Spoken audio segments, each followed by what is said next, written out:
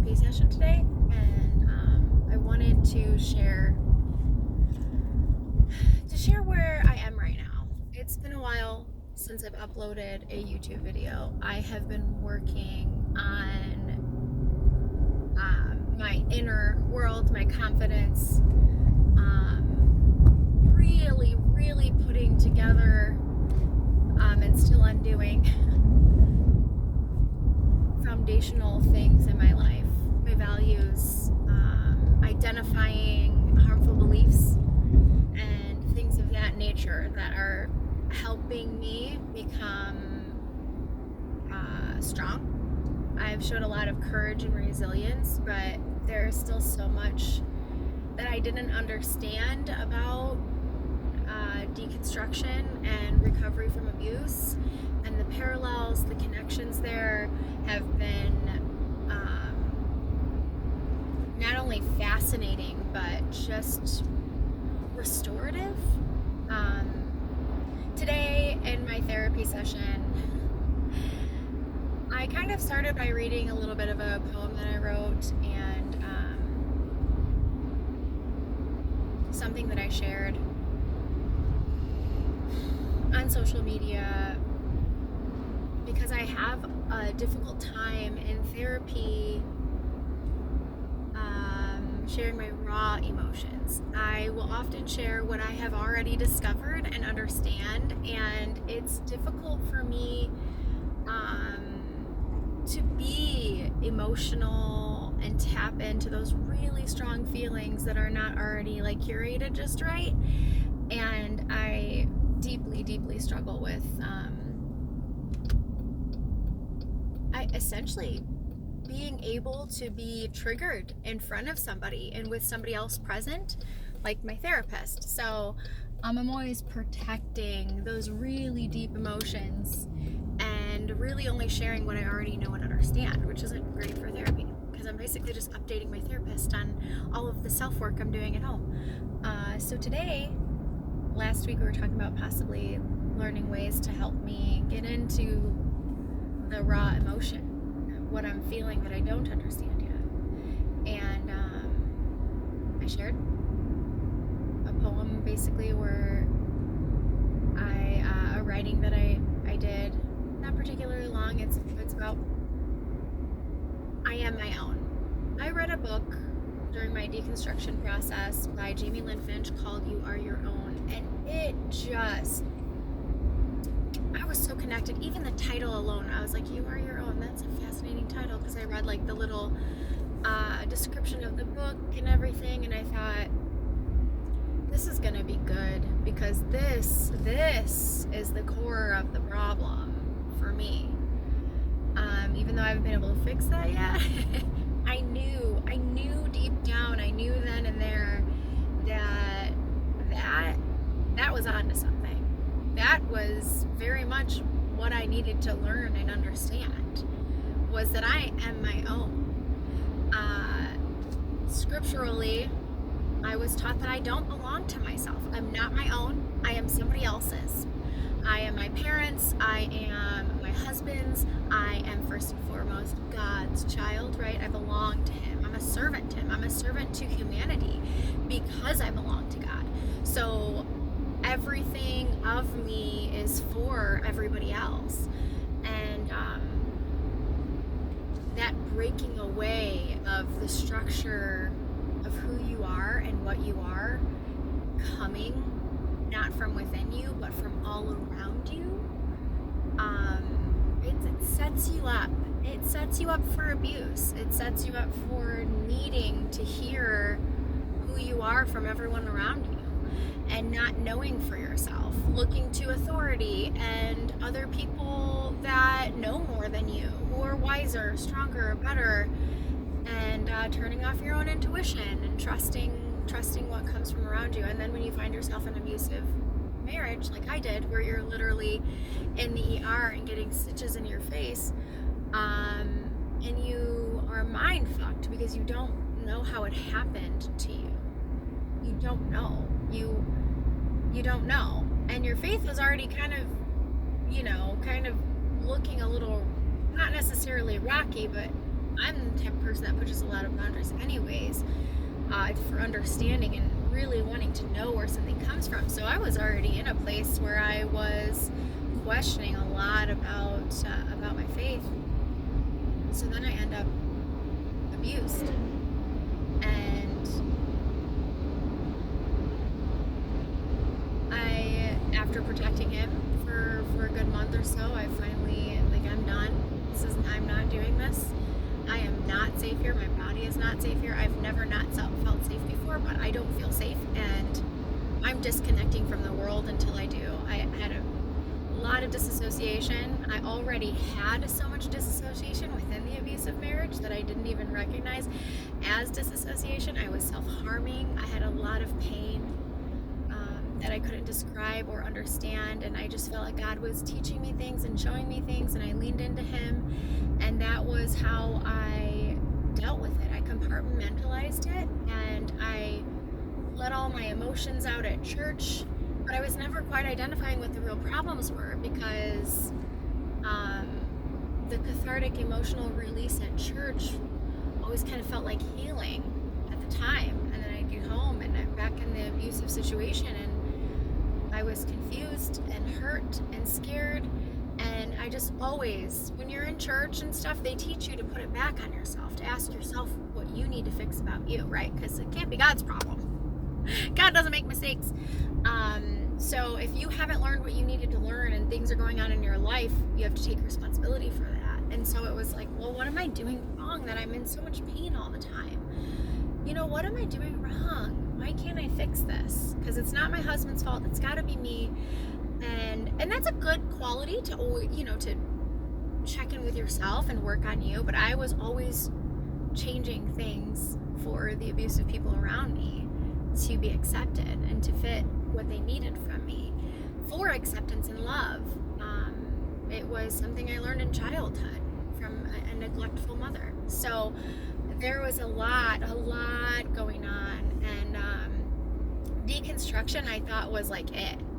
I was fixing some things here. I have discovered the problem.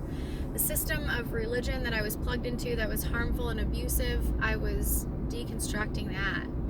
And then I leave my ex, but I'm unable to really use the words abuse and define it for what it is. Unable to uncover the coercive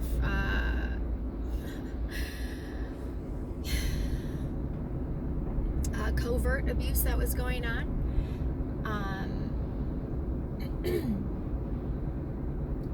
But now that I can see these things, finally can see them, because it's a very, very slow awakening often. Like, I knew enough to leave the marriage. I knew enough that being hit and pushed and shoved and thrown into a door was not okay. I knew that my body's response to shutting down and tension, even though I have always had high stress levels due to my childhood, which felt very normal for me, which is why chaos almost felt like at home, right? This is why we end up with abusive people often too. I didn't recognize how I didn't recognize that what I was going through was abusive. Plus, recognizing that I always want to help and save everybody and take care of them. So the people pleaser in me, the rescuer in me, the evangelist in me, God's servant who is self-sacrificing for anyone who needs me. I had a martyr, I wouldn't say fantasy, but I had already set it in my mind that I would probably be a martyr for God. There were school shootings going on at the time when I was younger, and I, as a teenager, just really thought, DC Talk had that book out about martyrs, and I idealized them. They were my favorite band. I really thought that one day I'm going to be asked to give my life for Christ, or I'm going to have to die so that someone else can be saved. And since I'm going to heaven, I'm okay with that, as long as I remember having thoughts like, if a burglar comes into my house, because I usually wasn't afraid of this kind of thing, and I had already made peace with the thought that if a burglar comes into my house and they're obviously in sin, if they're going to burglarize me, obviously I would let them take whatever they need. Maybe that would be my opportunity to share God with them. I really would think through these processes. And then I thought, if somebody's coming to hurt me, like to murder me or even rape me, even though I didn't think people really did those bad things, it was very hard for the cognitive dissonance was very, very strong. My idealization of the world around me was really high. And I would think that if someone came in, and rather than defending myself, I wouldn't want to hurt them. I honestly planned and thought that I would give my life so that they could live, and I would let them know that it's okay if they needed to kill me, because maybe God would show them something profound in that, and then they, even being incarcerated or something, maybe they would find God then, and they would need more time than me because I already found God, and they obviously hadn't yet. Like, those were the kinds of things that I thought of. So I had a very, very high martyr syndrome going on there, where I was self-sacrificing to the fault, to like an actual fault. Like, I would have died if given what I would think was the opportunity for death for that. We were idealizing that girl who, in the school shooting, supposedly said that she believed in God and got shot. Those kinds of things were at the forefront of what my belief system was becoming. So in my marriage, I was very self-sacrificing. You know, we win our husbands over through love and taking care of them. And even though I was being abused and talked down to and ridiculed, and all of my dreams were constantly stomped on, and I was just a cheerleader for him, that where like he just like made me so small. I just kept fighting and praying and asking God to use us together and to reveal to my husband all of these awesome things that we were going to do for him, that like God had chosen him for me and me for him. And so like I knew that there was something I needed to learn there, because this was God's plan. Whew, man, that is a lot. But what it unfortunately came down to was I allowed myself, these things, there are some things we should take responsibility for, and then there are other things we are completely blind to. I was indoctrinated. I was set up in the system. This wasn't something I chose for myself. I was surviving. I was making decisions based on what I knew and the best information I had at the time. I truly believe that about every decision I've made in my life, is that I'm a try hard through and through. I do everything to the best of my integrity and ability. If I've rationalized something, it has taken quite a beating against my value system to figure out how the hell this even makes any sense. Anyways, self-sacrificing to the point where I end up abused, right? And willing to even take the fall for the abuse. Trying to paint it as a mistake and protect my children from the divorce that would be devastating to them. Things like that. And all the while, you know, kind of coming to a crossroads with my faith, where it was like, well, none of this is going well. So asking all these questions, and it kind of did come to a head in a very similar time frame, which is almost serendipitous at this point. But maybe my questioning my faith, the loss of control my husband was having over me, as I really found some strength and courage within myself for the first time, maybe that is kind of what led to the abuse turning violent. Not that, you know, calling your partner names and belittling them constantly is not violent. It is emotionally so destructive, psychologically just so damaging. And physical things had already happened at this point too. I just brushed them off because it was out of character for him. Anyway, I am my own is my mantra right now. And building who I am from the ground up, having destroyed all of the oppressive systems that I was indoctrinated into and that defined everything about everything I believed in the world. I have crushed it all. I'm 37 right now. I really think my questioning faith started around 27-ish years old. I was 29 when I got divorced, so the abuse really took off at the end there. And it's like, I'm like 10 years in on undoing all of these systematic issues, destroying my foundation. And within that, though, I've been looking around me because I'm so used to getting it from around me, right? Like, God is going to tell me. Information's going to come from a source outside of myself, obviously. Other people know better than me, right? I need to learn. I need to get something, right? I need to have myself reflected from someone in some way in order to even know who I am. As I really grabbed onto this mantra of I am my own, I started to recognize that so much of my pain and so much of the things that I am learning are coming from, low self-esteem, fears of rejection, wanting desperately to be accepted and loved.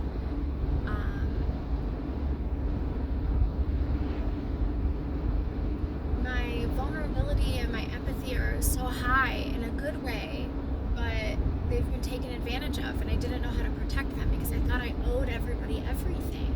As a servant of God, you owe, give it all. And I don't owe anyone shit, period. I just don't owe anyone a damn thing. I chose to bring my children into the world. I owe them. That's about it. And protection and love and growing them, that's theirs forever from me. But that I don't think is a sacrifice. That was a decision I made to have children, right? I have to take care of them. My mother, on the other hand, didn't do so well with that.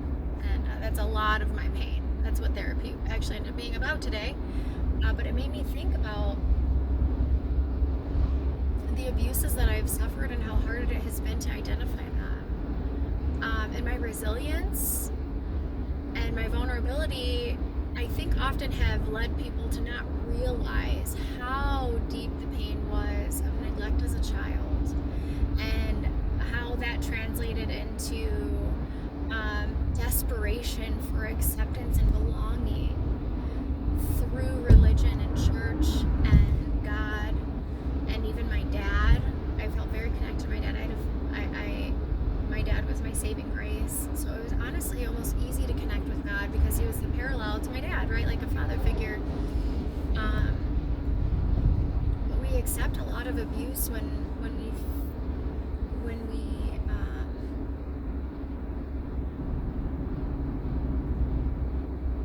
our core strengths aren't ours. I don't know. I don't really know how else to say that. But I am my own. I am me, mine. I belong to myself. My home is me. It's in me. I don't have to find home in somebody else. Other people can feel like home because we connect that way, and that's a good feeling. It's not that other people don't feel like home or that places don't, but if home isn't here first, then I'm going to be looking for something that I need from somebody else that doesn't exist because I don't have it here first. So if I want to feel those home connections, I have to be able to understand what it's like to be my own. Me. I belong to me. I don't belong to my parents. I don't belong to God. I don't belong to anyone. I don't even belong to my husband. I choose my husband's companionship. He chooses my companionship. We're connected, but not owned. It's like just a different way for me to think and a mantra that feels so powerful to me. My boundaries are just kind of coming up more effortlessly now. I can just feel this healing taking place that is, I want to use the word profound, that is just so restorative and precious. I feel like I am becoming. Anyway, I think that's mostly what I want to share. Love you guys. Hope you feel a little bit more up to date on not necessarily the specifics of what's happening in my life, but how my heart is right now and where I am in this journey.